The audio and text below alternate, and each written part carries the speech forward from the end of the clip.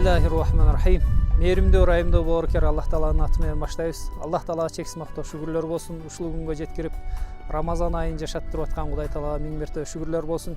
Жалпы баарыңыздарды кирип келген Рамазан айы менен куттуктап, кармаган орозоңуздарды ушу Рамазан айында кылган жакшы сооптуу иштериңиздердин баардыгын Аллах Таала кабыл кылсын деп Кудайдан тилеп кетмекчибиз. Биз Нарында облустук казыяты жылда ошол берешен байкежилердин демерчилиги менен ооз ачарларды уюштуруп, Нарын шаарында айыл жергесине чейин ооз ачарларды уюштуруп, аны менен биргеликте ошо диний талим тарбия, орозо тууралуу баяндарды кылып келет элек.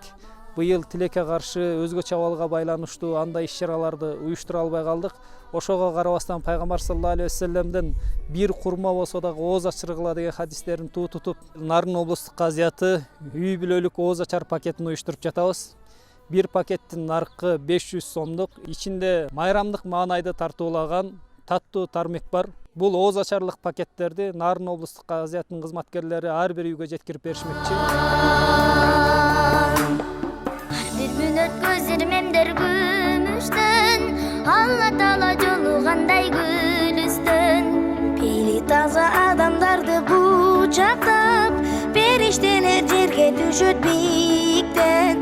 Касиетин кадырлашып бабалар, қан майданда орозодо жүрүшкөн. Кел Рамазан, кел Рамазан,